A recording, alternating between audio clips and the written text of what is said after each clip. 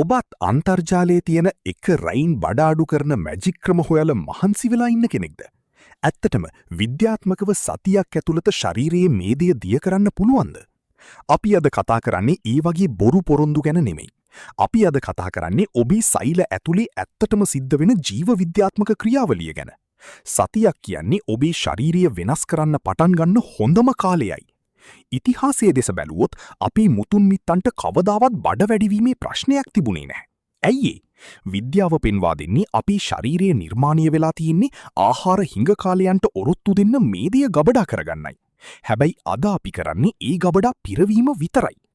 අද මම ඔබට කියලා දෙනවා සතියක් ඇතුළත ඔබේ ඉන්සියුලින් හෝමෝනය පාලනය කරලා ඇඟේ රැඳිලා තියෙන අනවශ්‍ය ජලය ඉවත් කරලා නිවරදිව තෙල් දහනය ආරම්භ කරන පියවර 3ක විද්‍යාත්මක සැලසුම. මේක විද්‍යාව සහ කැපවීම එකතු වුණු ගමනක්.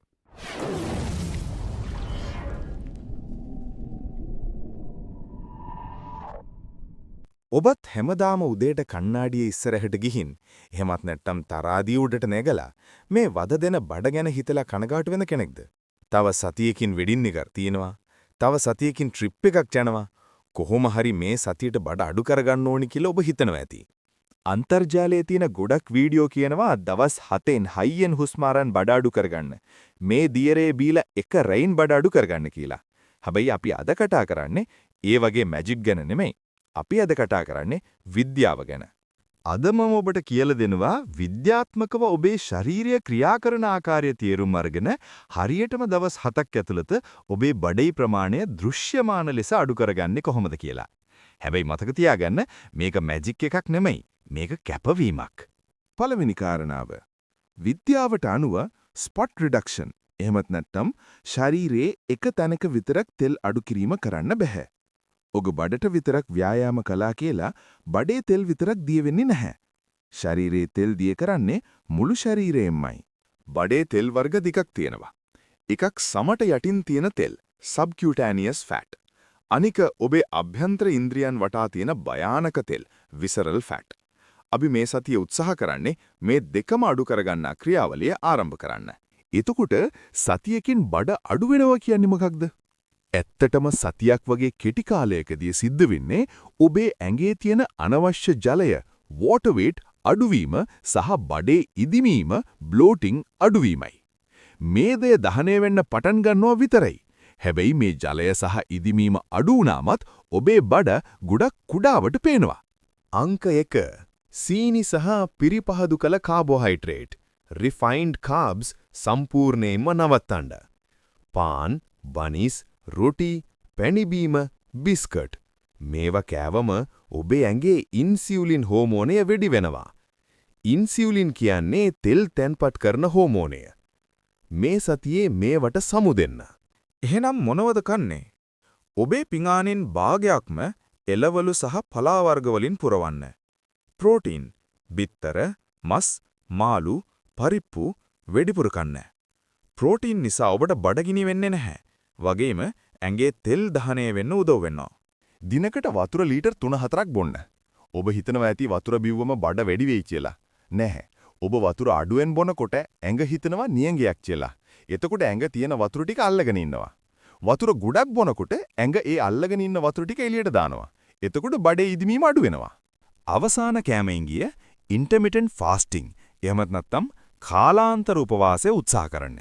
සරලවම කිව්වොත් දවසේ පැය 8ක් ඇතුළත විතරක් කාලා ඉතිරි පැය 16 මුකුත් නොකා ඉන්න. වතුර කළු කෝපි බොන්න පුළුවන්. උදාහරණයකට රෑ 8ට කාලා ඊළඟ දවසේ දවල් 12ට පළවෙනි කෑම කන්න. මේකෙන් ඇඟට තෙල් දහනය කරන්න ලොකු වෙලාවක් ලැබෙනවා. ව්‍යායාම කිව්වම පැය ගණන් ජිම් එකේ ඉන්න ඕනේ නැහැ. මේ සතියේට ඔබට කරන්න පුරුවන් හොඳම දේ HIIT High Intensity Interval Training. උදාහරණයකට විනාඩියක් හයියෙන් දුවන්න. විනාඩි 2ක් හෙමින් ඇවිදින්න. මේක විනාඩි 20ක් කරන්න. මේකෙන් මුළු දවස පුරාම තෙල් දහනය වෙන වේගය මෙටබොලිසම් වැඩි වෙනවා. බර ඉසිලීමේ ව්‍යායාම ස්ට්‍රෙන්ත් ට්‍රේනින් කරන්න. ඔබ හිතනවා ඇති බර ඉස්සුවම බඩ වැඩි වෙයි කියලා. නැහැ. ඔබේ ඇඟේ මාංශ පේශි වැඩි වෙන තරමට ඇඟ නිකන් ඉන්නකොටත් දහනය කරන කැලරි ප්‍රමාණය වැඩි වෙනවා. ඒ කියන්නේ නිින්දෙදිත් තෙල් දහනය වෙනවා. ව්‍යායාමවලට අමතරව දවස පුරා ක්‍රියාශීලීව ඉන්න. හැකිතා කැවිදින්න.